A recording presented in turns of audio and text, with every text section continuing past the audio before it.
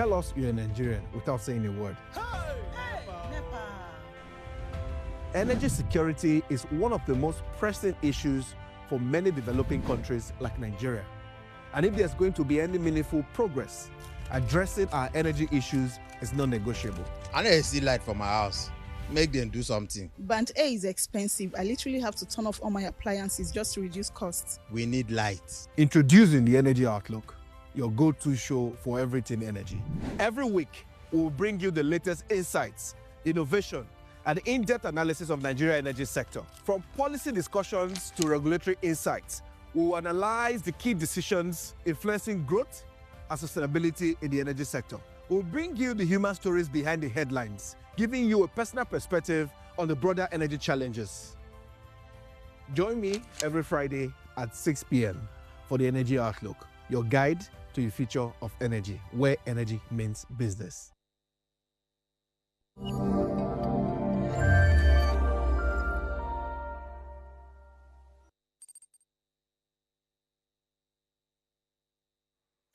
Welcome to another exciting episode of the Energy Outlook. My name is Wisdom Chap Jumbo. This week, we come again with quite another interesting conversation to bring you up to speed, of course, to what is happening within Nigeria's energy sector. Today, we are discussing state electricity market, its challenges and opportunities. We'll come to that in a bit. But you know, electricity is at the heart of everything. Business, homes, industries. But the Nigerian power sector still faces big challenges. With the Electricity Act of 2023 signed into law by President Bola Ahmed Tinubu, transferring regulatory control to states, or let's say states are now allowed to generate, transmit, and distribute electricity. What does it mean for our energy future? And could this be the final end to power issues? Could this finally lead to stable power supply? This and more we'll be discussing today as we try to look at what has been happening with the states and how they've finally been able, some states have been able to create their market. And at least from our last check, about 10 states or 11 states have been able to finally, create their policies and be able to get control from the Nigerian Electricity Regulatory Commission. But before we come to that, let me just bring you up to speed on our top stories within the energy sector, as we always do, before I bring in my guest for us to quickly have that conversation. First, and this is more like a breaking news or one of the very top stories within the energy sector. Renaissance finally completes acquisition of Shell Petroleum Development Company of Nigeria, XPDC. We understand that Renaissance Africa Energy Holdings has announced the successful completion of this landmark acquisition of Shell Petroleum Development Company Nigeria, XPDC, for a $2.4 billion. The transaction finalized after securing all necessary regulatory approvals, which marks a significant milestone in the Nigerian energy sector. SPDC will now be rebranded as Renaissance Africa Energy Company Limited. So this completes the final sale of SPDC, which is one of Shell's business interest in Nigeria. And that acquisition is one of our top stories for this week, as that has finally concluded. We want to say congratulations to Renaissance, of course, which is owned by about 4 companies who come together to form that consortium or holdings that finally acquired SPDC. We want to see what is indeed going to happen with now that indigenous players are taking over from the IOCs on the onshore assets. And SPDC is an onshore asset, by the way. But Shell, as they have said multiple times, they are not leaving Nigeria, as they've made significant investment offshore and other business interests within the country.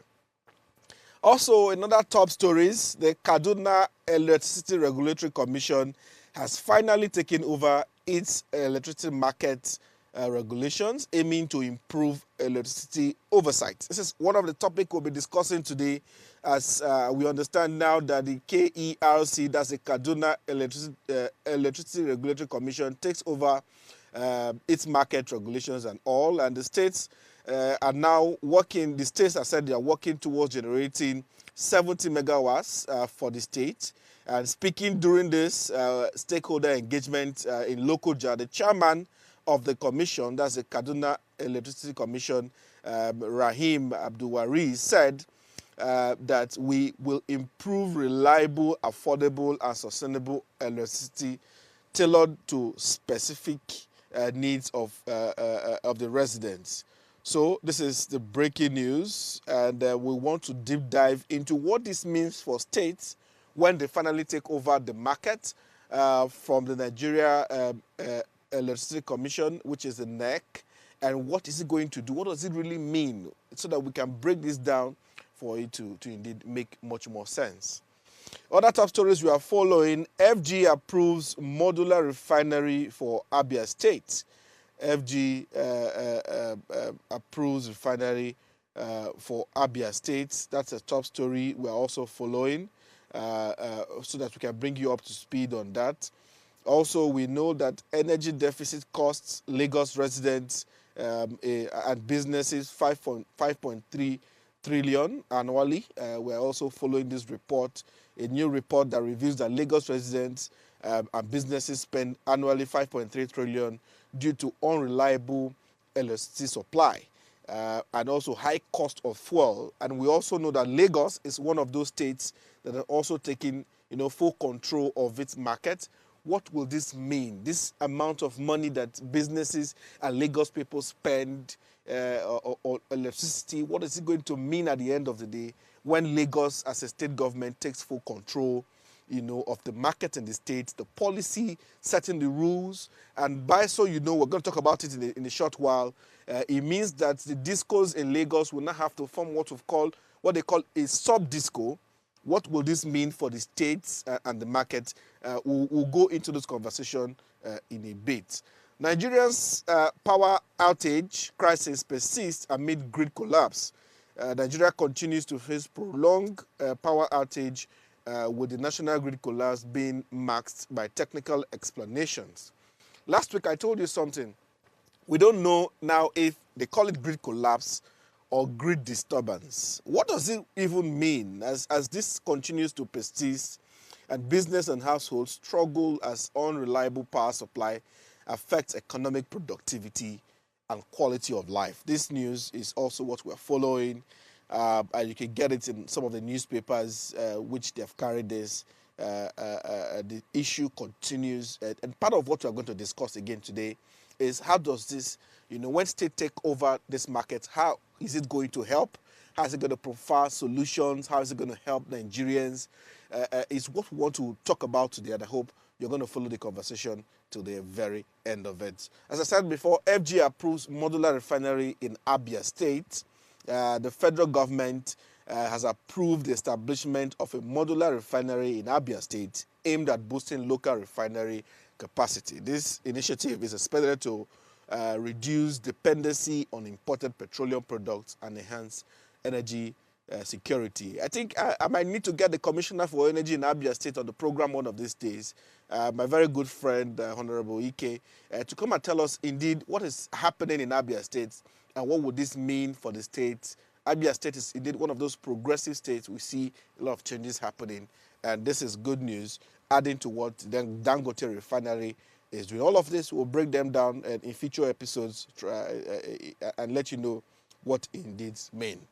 But our story to the missions and state taking over their market, what does it mean? The state electricity market, what are the challenges we should look at? What are the opportunities we should expect? What are the history, of some of these things? And are we going to be correcting it today with what we're doing with the states? We want to make sure that we're getting it right. My guest today is going to help us understand some of this. Don't go, stay with us. We'll go on a quick short break, and when we come back, we'll get into the conversation.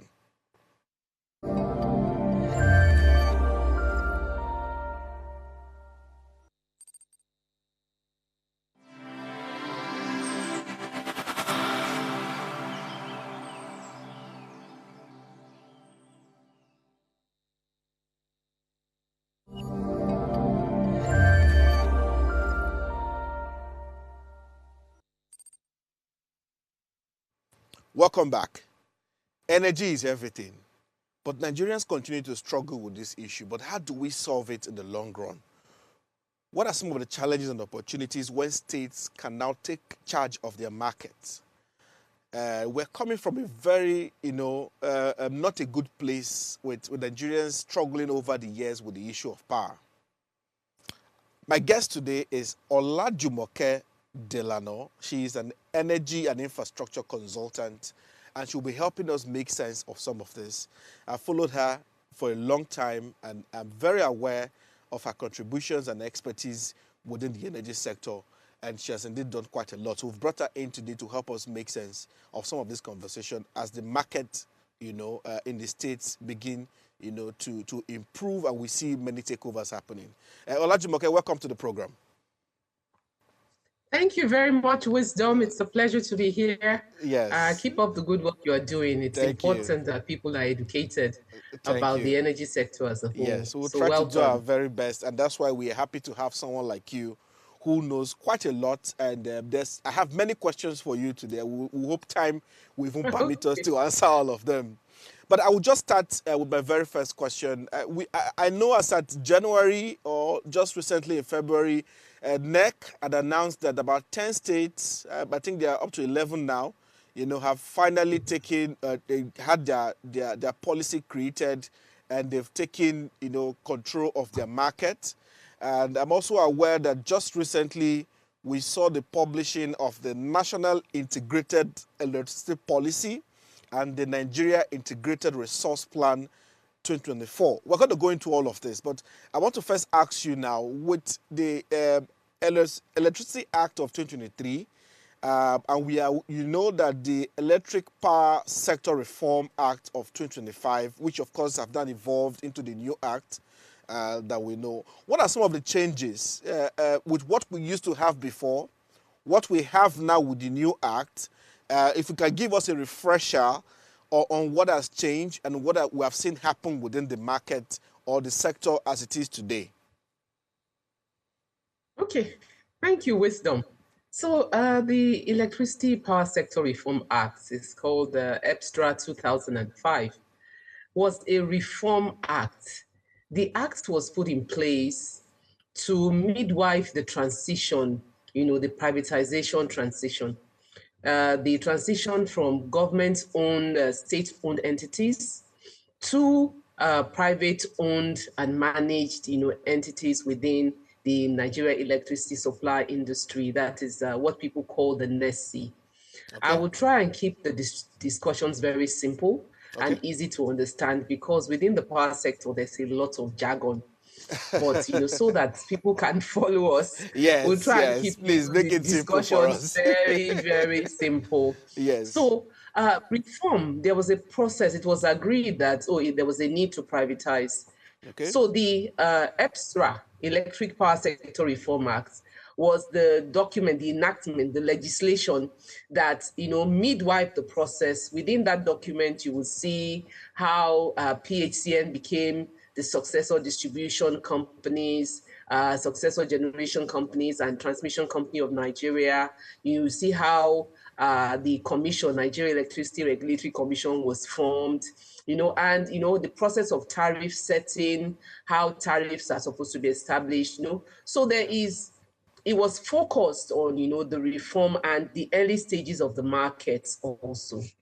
Now, what we have is, by 2025, that's 20 years. So this is 2025 since that EPSTRA, was enacted. But in 2023, that's 2 years ago, about 18 years after, we had the Electricity Act come into play. So by this time, the reform process had started,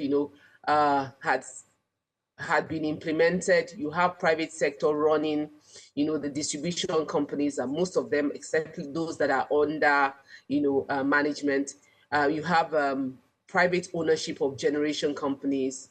It is only the transmission company of Nigeria that is still owned at this point, is owned by the government. So within the Electricity Act, now is this preparation for a full market.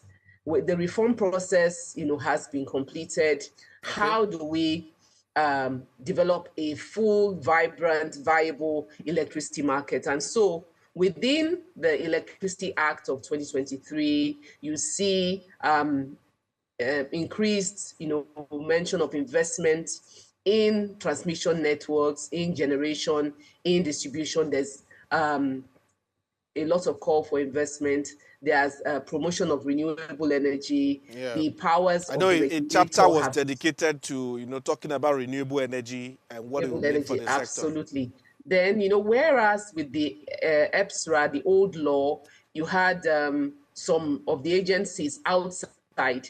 Within the Electricity Act now, you've brought all the agencies. NEMSA is now under, the Electricity Act. So it's supposed to be a comprehensive document that if anybody is wanting to know more about the electricity sector in Nigeria, you should be able to pick up the Electricity Act 2023, and it will give you, enough information, and enough to proceed. Of course, one of the things that is in a key provision within the Electricity Act is the transition to state electricity markets. Exactly. So I think it's important to mention here that, 2023 was a very interesting year for the electricity sector, energy sector in Nigeria, because two key enactments came into force. The first one is the amendment of the Constitution. Okay. You had already mentioned it, I think, earlier stages of the program, where you talked about the constitutional amendment that allows states to now enact laws for generation, transmission and distribution. Yes. Within, as long as it's within their states, now they have the powers, to do so. Previously, there was a limitation where they were restricted to within areas, not covered by the grid. But now, within the states, they have the powers to enact laws. So the State House of Assembly in any of the 36 states has the power to enact laws for generation, transmission, and distribution. So it sounds to me like they are coming of age.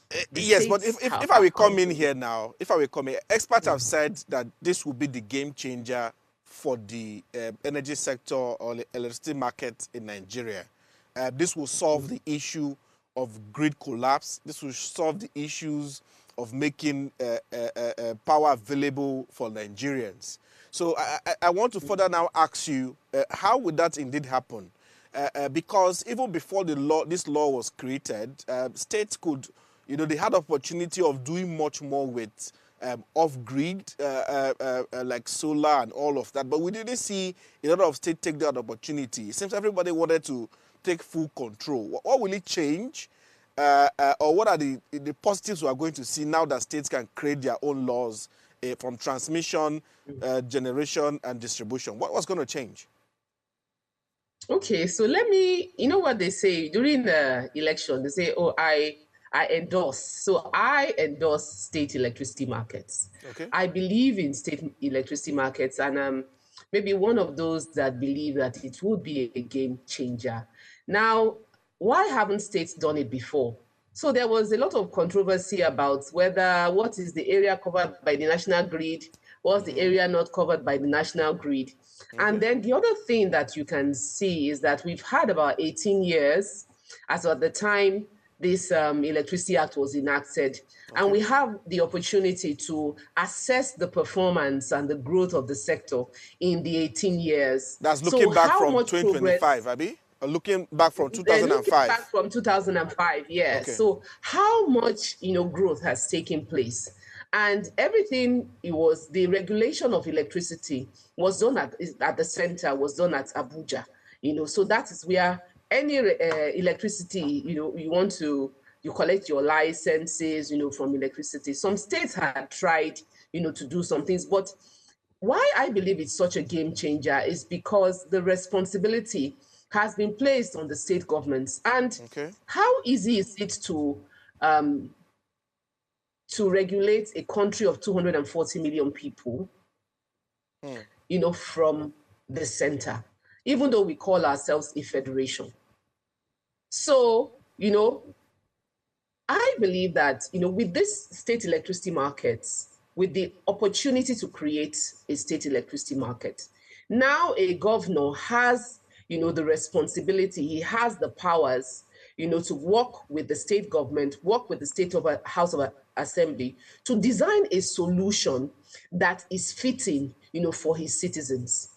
It's now a case of taking your destiny into your own hands. Okay. You don't have to wait and say, oh, it's because Abuja did not do this, that's why I can't provide energy for my citizens. No. Now you have the opportunity to examine what exists, within your state. What are the resources available within your state? Then what is the energy demand within your state? What are the networks that are required to connect that energy demand to the resources available? What kind of generation is required? What off-grid, strategies should you employ? And it's on a smaller scale. Okay. It's on a smaller scale, and I believe that because of that and these other reasons, it gives you much more opportunity to succeed than where, 36 states are standing in line. And we've tried it. So we've tried that for 18 years. Let's try something else. I believe that the state electricity markets are a game changer because it says, number one, it's on a smaller scale. Okay. Number two, it gives the state governments the opportunity to solve the unique challenges of their citizens. Now, we are 36 states, but not everything that applies in one state, applies in another. I remember I worked with a distribution company for about 9 years. And one of the things we discovered with that distribution company, which covered 4 areas, is that the demographics, even with those 4 states, are different. Okay. So even though there are 4 states, the demographics are different in each of those 4 states. Okay. So it's with the state government, then you have the opportunity, the unique needs of your citizens, and you can provide for that within the law, within the policy. First, within your policy, within the laws, within the regulations, within the public-private partnerships that you build, within the enabling environment that you create and that you allow, incentives to. So some have said, have we not created 36 problems for ourselves now? You mentioned one of the discos that you had worked with that goes beyond one state. How will those discos work now? Because across 4 states now, before you are dealing with one law or one policy, but now if your disco spans 4 states, you have 4 policies or 4 regulators you are dealing with as a disco. How would they manage that? Is that, or do you see that as a problem, or what was the fixes in the act that solves that problem for them? Secondly, looking at it now, we are going to have, as we go, about 10 states have already created their market. So it means as we go on, soon we might have 36 states, creating their policies and their markets. So it means we're going to have 36 markets to deal with. What happens to NEC at that point in time now? What will be the function of NEC at the end of the day when all 36 states, for example, now have their market? Do you see any disadvantage, or is there anything that worries you in how this will go in the long run? Okay, excellent question, Wisdom. But the thing is, I have a different perspective. So my paradigm is my perspective, my view, is how can electricity access get to the people? Okay. My paradigm and my perspective is not about how will the discos operations function. Okay. Because the discos, as I've said, I will still go back to the distribution companies and the fact that since 2013, when privatization took place, most of the distribution companies, came into existence at that time, the privatization. So between then and now, it's 2013 to 2025, it's 12 years. Yes. So they've had the opportunity to run those different coverage areas for those that have multiple states within their coverage areas. But we still see, significant losses, across, the distribution companies, in terms of their performance, in terms of their collections. So if something is not working, why don't we look for another way in which it will work? So the first question you asked, which I said was excellent, is that how will it work? Yes. Now, the act has envisaged that problem and instructed within the provisions of the act that when a state elects to create its own state electricity market, it has some responsibilities. The first one is that it has to enact a law. Okay. But even enacting a law of itself is not enough. After enacting the law, it should create the State Electricity Regulatory Commission, what they call the SERCs. So we have NERC, and then we have the SERC. SERCs. So SERC Yes. is for state, NERC is for national regulation. Yeah. So when they do that, then the state will notify NERC that, oh, we've done this, we've taken these actions, we've equipped our regulator, we want to commence the process of our state electricity market. A copy of this document is also sent, to BPE, sent to the distribution company within that area. And within an agreed time frame, the process of transition starts. One of the things that the successor distribution company covering that area has to do is to incorporate a subsidiary company.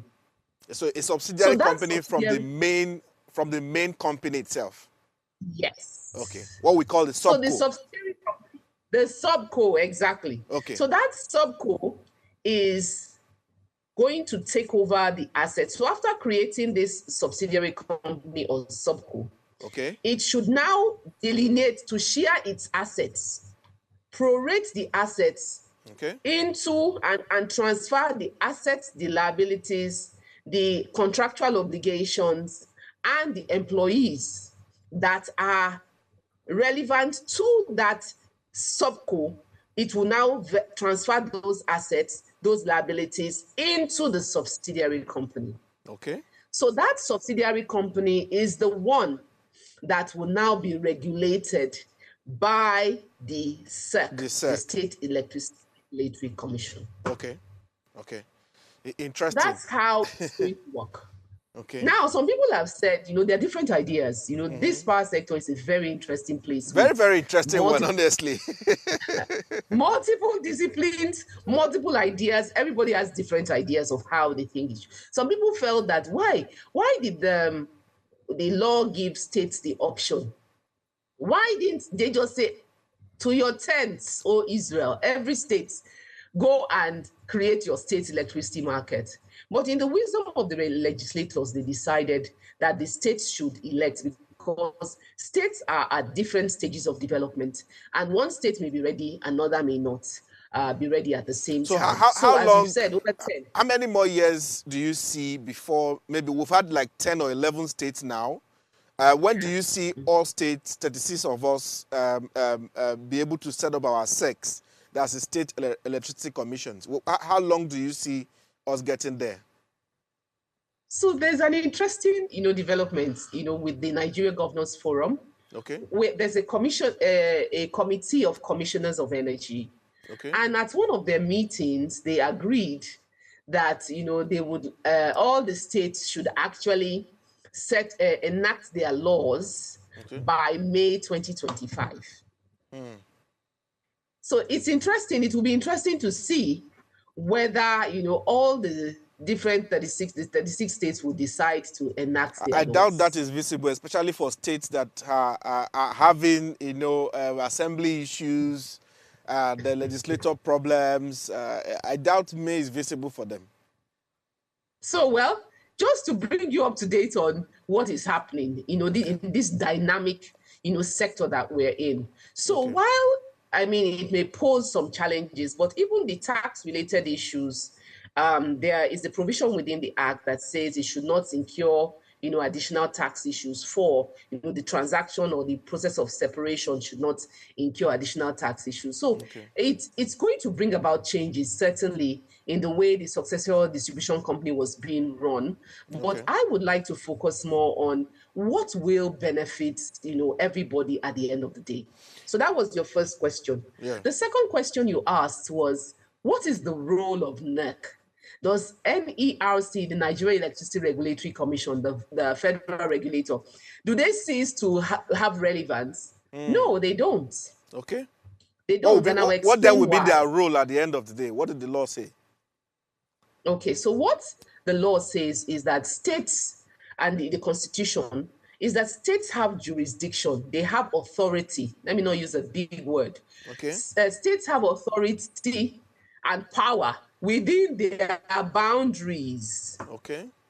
Now, for any transaction that crosses the boundary of a state, those transactions are regulated by NERC, the Nigeria Electricity Okay. Regulatory Commission. Okay. Yes. Okay. So, for example, if a state has created its own state electricity market, but is still buying energy because it's the process of energy security, securing energy, providing energy security within the state, maybe for a generation plant to start generating within the state is still ongoing, is still in the preliminary stages. And so energy still has to be acquired, purchased across the borders. Then the transaction for the purchase of that electricity will be done by NERC. By NEC. International transactions also will also be regulated by NERC. Now, why I see this as positive is that now you have 36 states potentially competing. Okay. When states are at different stages of development, but by the time you see the front runners start to provide steady supply, for their citizens, you will start to see businesses move, even to those states where electricity is more stable. You will start to see a change in the rural-urban drift, where those states that are able to provide reliable energy supply, people are beginning, because it will create, there'll be more jobs, there'll be more people begin to employment. move there more since there's Yes. So I'm very excited, and I fully endorse state electricity markets. While it's not something that you snap your fingers and it happens. Yes, it's There's a a work lot in of work that progress. is going into the process of developing a viable state electricity market, but we need to do it. Okay. It's very important. So I want to ask you, what is then going to happen to the national grid, what we currently have that is serving the country? What is going to happen to the grid the way it is? And secondly, we know in 2013, the issue of privatization came in that wasn't successful at the end of the day. In the mix of all of this, as states are taking over their market, what role do you see privatization playing at the end of the day as they try to compete for investments and all of that? What is going to happen? So for the national grid is still owned by the federal government, and there are contracts, there are already existing contracts between successor distribution companies and embed between successor generation companies. So those contracts are ongoing. That's why when state electricity markets were being created, the law says that the contracts, so when you create the subsidiary company, that subsidiary company is supposed to take over even the contractual obligations, the portion of the contractual obligations that relates to it as a state. For example, if you have Abuja Electricity Distribution PLC, and Nasarawa decides that, oh, we want to create our state electricity market, then the portion of the contract between AEDC and NBET should be novated, to Nasarawa State. And so the grid, those contracts are being processed, and the energy is being transmitted through the grid. So the grid will continue, to be the conduit through which those contracts are processed. But there is a lot that needs to be done even about the grid, because we saw about 12 grid collapses. I heard you mention whether was it a grid collapse or grid disturbance. Because now we hear more of grid disturbance. We've had two disturbance this year, and they say it's not grid collapse. So I'm not sure what is happening. Need to ask the engineers to come and explain to us what is a grid collapse and what is a grid disturbance. But it's important, this is a very, very serious issue that we're just trying to make light of. There is a need for an overhaul of the corporate governance processes within transmission. So the issue of investments what kind of investments, should a transmission company, why should the grid be collapsing? It's not as if other countries don't experience challenges, but they have found ways to ensure that those challenges do not ensure in a blackout for the whole nation. Now, one of the things I know about transmission is they receive different types of funding from different sources. But one thing that is important, one of the many things that is important about transmission is that where you invest there should be a process, of arriving at the decision of where you put a transformer, where, it's not an emotional decision. It's not a social decision. It's a decision of where is the best place, where is the load. You hear of some redundant transformers in areas where they are, they've been installed, while some areas are crying out and they have overloaded, transformers. So that's what I'm saying, that the TCN, if we want to have a transmission grid that is stable, it is important that the governance processes within transmission have to be overhauled. Now, one process that is ongoing now is the separation of the independent systems operator from the transmission services provider. The independent systems operator is the one responsible for determining where energy goes, directing the energy and all. And they also are responsible for issuing invoices and market settlements. Then you have the transmission services provider. They are responsible for providing equipment, transmission equipment and infrastructure. So that process of separating the two has, begun. And we are expecting to see, information about the finalization of that. I will just hold you there. We want to take a quick break. And when we come back, we'll talk further on that point you have raised. Of course, I also want to know, is the law only clear on what happens to the DISCO, but what happens to TCN and the GENCOs in all of this mix as the state begin to make their laws? But let's go on a quick break, and when we come back, we'll continue the conversation. Stay with us.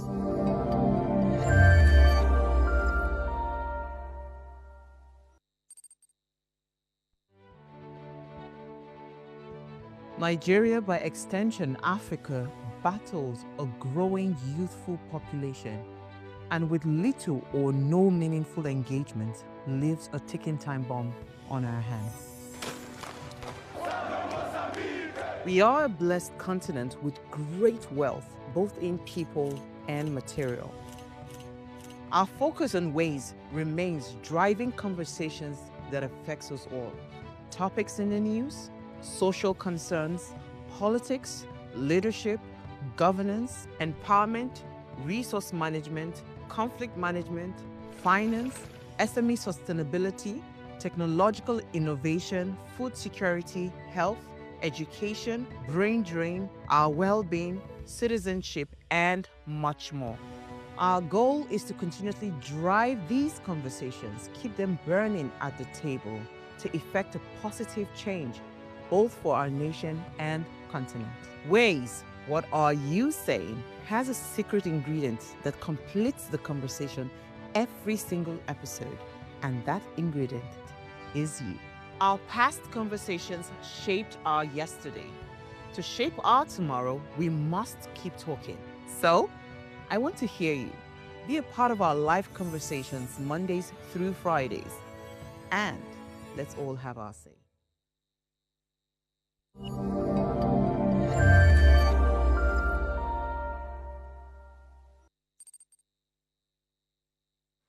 Welcome back, and thank you for staying with us. I'm still talking to my guest, who is an energy consultant, Olajumoke Delano, and this is the Energy Outlook. We have been discussing state electricity market, the challenges and opportunities, just trying to break down the law that was passed in 2023 that we have seen now states can generate, transmit, and distribute within their borders at the state level, and what is that going to mean for citizens, and how do they get power 24/7? So I still have Jumoke with me. Jumoke, I hope you can still hear me. So my question, yes, my question now, before we went on break, was what happens to TCN and then the GENCOs We are now clear what's going to happen to the discos. They are going to form a subco for their areas where they cover when the laws are made.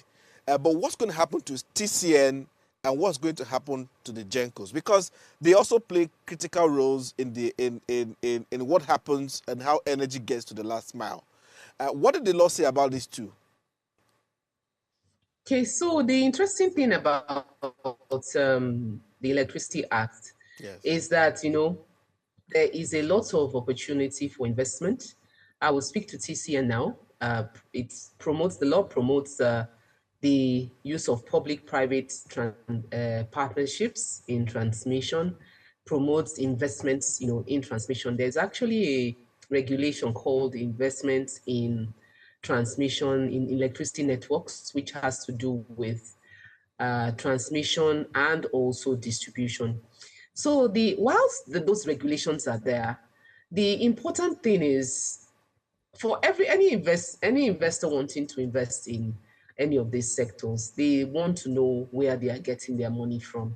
Okay. So there's opportunities, and the issue of state electricity markets, why it does not impact so directly on generation companies is that a generation company is located in a particular state.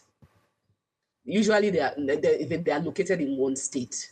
Okay. So, but they send their energy to the grid. Okay. We are going to see an increase in bilateral transactions. Between states? So as states' electricity markets, develop, as states create their own laws, create their policies, and start to tackle the issue of energy security, you would see opportunities for those subsidiary companies or even new distribution utilities within electricity states, going into bilateral contracts with generation companies. Okay. For example, there are some states that receive under 100 megawatts. And, if a state receives just under 100 megawatts, that state is surviving on self-generation. But when you put a framework in place that is attractive to investors, then you can have generation companies deciding that they want to build a generation plant in a particular state that has an attractive investment climate, has an enabling environment, has ease of doing business, that I would like to build, a generation plant here in order to meet the energy needs of the state.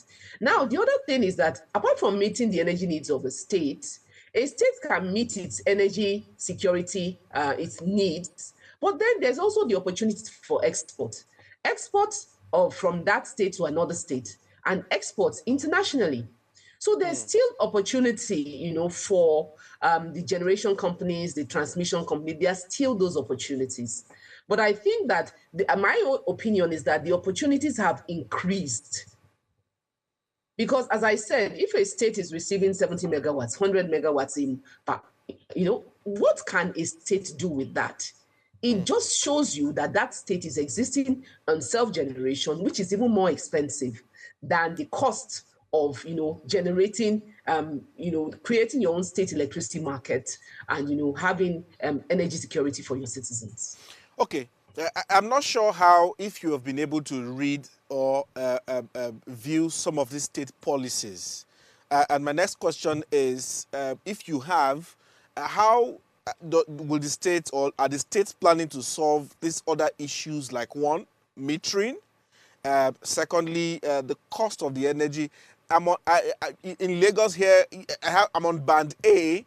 This month alone, today is the 14th, I've spent over 50,000 naira, for my house to buy power. That's a lot of money. The end of the month is not already here. So people want to know the issue of metering, the issue of band A or band B. People want to know how will this change as now that the states are taking control over it. As a user of power, I'm thinking, why is it not possible for me to switch from one subco to another subco if I wish? How will all of this be handled by the state policies if you've been able to cite any, especially for states like Lagos and other states, what's going to happen in these policies at this point? So a good point that you've raised. So the issue of metering is critical to any state that is creating its state electricity market. Because it seems like the biggest issue unsolved currently, the issue of metering, seems like the biggest issue unsolved. So when I like to talk about metering, in a broader perspective, right? Okay. Because metering, when people talk about metering, usually what they talk about is consumer metering. How can I get the meter? Because that allows me to control my consumption and to know, what ensure that I'm only getting billed for what I enjoy. But there's also other aspects of metering. There's feeder metering, there's transformer metering. There's supposed to be metering across the whole value chain. And what I've seen, in states is the idea of incentives, creating incentives for metering. Incentives, some states are providing metering, but some states are providing an enabling environment that allow, meter providers coming. And that's even part of what you are advising, that create an enabling environment. How much of these equipments are produced locally? Some are produced locally. We have some local meter manufacturers, but mostly we have assemblers. They are assembling, those parts.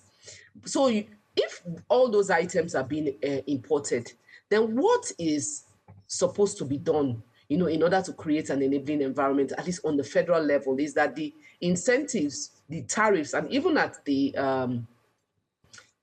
presentation of the electricity policy, National Electricity Policy and Integrated Resource Plan, one of the issues that was raised was the issue of incentives and tariffs, reduction in the tariffs and the taxes on importation of equipment that is required, to have a viable private sector. Metering was one of them. Okay. And so when I talk about metering, I like to say end-to-end metering. Then metering infrastructure. There's a lot of manual activities going on at the distribution level.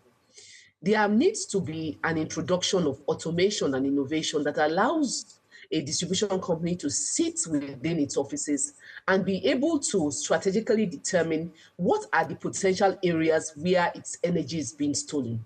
And that you cannot arrive, at that deduction if you don't have equipment, automation, management information systems, advanced metering infrastructure that tell you that this is where my energy is being stolen.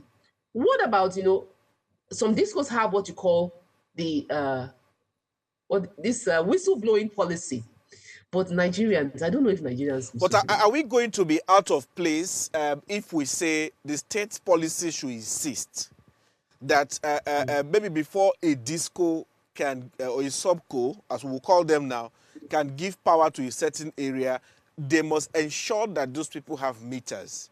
Is it possible? Are we out of place if the law insists that there must be meter before a subco can give energy? Because we're also going to put away this issue of estimated billing. So I'm not sure how these states plan to handle all of this, because it seems like part of the major problem we are currently having with issue, of course, and also how we are getting monies back, how the discos are getting their revenue back and all of that. How do you think that will play out if we insist that there must be meters by the subcos? So, that is not really new. I'll be honest with you and say that there are NEC regulations that actually speak to this issue of not being able, you are not supposed to connect a new customer without a meter. It's there. It's one of the NEC policies, NEC regulations that talks about metering. But the challenge is that the power sector works in an ecosystem. Okay. So before, there was a time where there was meter prices were regulated. Now at national level, they are deregulated. So it's not too much to ask that before you connect me, you must give me a meter. But the issue is, if the price of meter is being regulated and the price, you are pegging the price of the meter to a particular amount, but because of the devaluation of the currency that we saw, since 2023, till now, those prices are no longer competitive. Nobody is going to want to sell a meter. So there are some back, conversations that may not be in the open that impacts the ability to supply meters. Thankfully, the deregulation has, the meter prices have been deregulated. There's a process, that NERC has established now for prices to be updated on a monthly basis. So you don't know if these state policies are handling all of this. Do you know from the ones you've seen? So I've reviewed, a couple of state policies. Some of them are still in draft stage. And one of the things that, there's the issue of metering that is covered because it's a critical issue. But those that don't have, it's certainly a recommendation that we are putting across. Okay. That metering is critical. It's critical to, the thing is about metering is that some people believe that while I worked in a distribution company, there was this belief that, distribution companies don't want to meter because they want to do estimated billing. But the thing about metering is that it brings transparency and trust between the distribution company. And helps with revenue collection also. And helps with revenue collection. Absolutely. Absolutely helps with revenue collection. So it is in the interest of the customer and the interest of the disco for there to be metering. Okay, so because we are out of time now, I want to talk about the issue of affordability and fairness of access to this electricity at the end of the day, and speak to the issue of Band A and no Band A. With these state policies now, is there still going to be Band A and Band B? What do you see happening?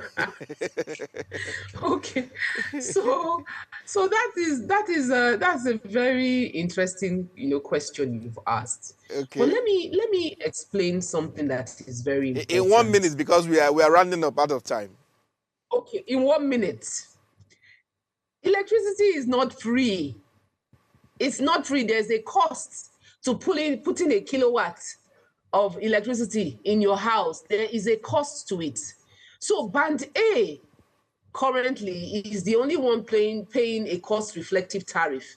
Everybody else is paying a subsidized tariff. So the states that are creating their electricity markets, some of them don't want to do it. Some of them want to revert to the previous residential tariff, commercial tariff, industrial tariff.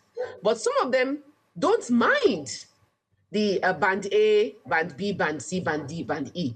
But I have both on both sides, those who want to do, but the thing is that if a state does not do Band A, Band B, and they insist on cost-reflective tariffs, because the states are insisting that they don't want to carry the burden of a subsidy. Okay. So if a state is providing residential tariffs, commercial tariffs, but the tariffs are cost-reflective, it will still come at a price. Okay. But the interesting thing about it is that if you have a meter, then you can control your consumption. You can switch off the lights. Then there's what is called, there's some states may consider, those that are very poor. So different options are being looked at. I think because of time, we'll have to leave it there. I mean, there's a lot to talk about. I hope you are promising us that we can get you back again to continue from where we have stopped at another date. Because I would have loved to also go into the energy compact, the National Energy Compact that was put together because the government is looking at to run the power sector. There are other things that we didn't even touch at the end of the day. There's so much to talk about. We can't even finish all today. But thank you so much, Olajumoke, for the time. And indeed, I appreciate your insight. This has been very informative. As we try to break down some of this, I hope I can get one of the commissioners from one of the states on the program to help us tell us what the state is indeed doing and how things are going to change for their state so that we can understand some of this in better context so that people can know what's indeed going to happen. But thank you so much for the time on the program. We're going to leave it at this, but we'll bring you back. If you promise us, we can get you back another time. So we can continue in this. My pleasure. Thank you for the invitation, Wisdom. Thank you so much. Thank you. All right, so that's our program for today because we're indeed running out of time. And I mean, if we go on, I'm sure we need another 1 hour. But important conversations we've had today, and as we try to break down the issue of policy and what's going to happen to the different states as they indeed, get their own power or their own power to control their policies and markets from distribution, transmission, and generation, of course. But I'll leave you with this quote: energy is not just a necessity. It's the backbone of economic transformation. Without stable power, industrialization remains a dream. And this quote is by our very own Dr. Ngozi Okonjo-Iweala, the DG of World Trade Organization. And if you hear that loud and clear, it's indeed very informative.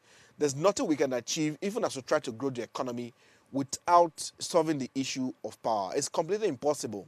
So a lot of focus should be on how are we solving the issue of power in Nigeria and getting Nigerians to 24/7 power supply. That's why we have the Energy Outlook, and that's why we have me here every week bringing you some of the conversations and letting you know what's indeed going to happen. Next week, we'll continue our conversation, but in case you missed it in our breaking news, SPDC, after 70 years, has now exited its onshore and now moving fully to offshore. That's where we'll leave the conversations. That's the breaking news, as Renaissance has bought over the company, completely its transaction for that. So thank you so much. In case you want to watch this again, you can continue this on our YouTube channel at Official Upgrade TV. In case you missed the conversation, you can have a replay quickly on our channel. But thank you so much. My name is Wisdom Chap Jumbo, and this is the Energy Outlook. Until next week, same time, same station. Don't miss it.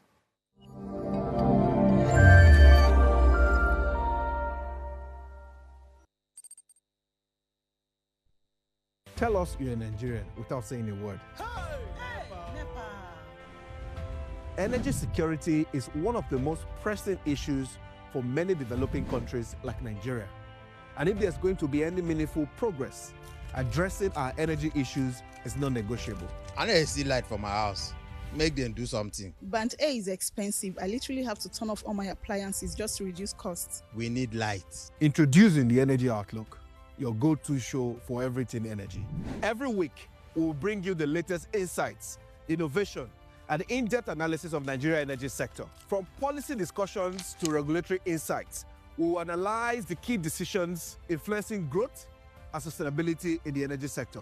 We'll bring you the human stories behind the headlines, giving you a personal perspective on the broader energy challenges. Join me every Friday at 6 p.m. for the Energy Outlook, your guide to the future of energy, where energy means business.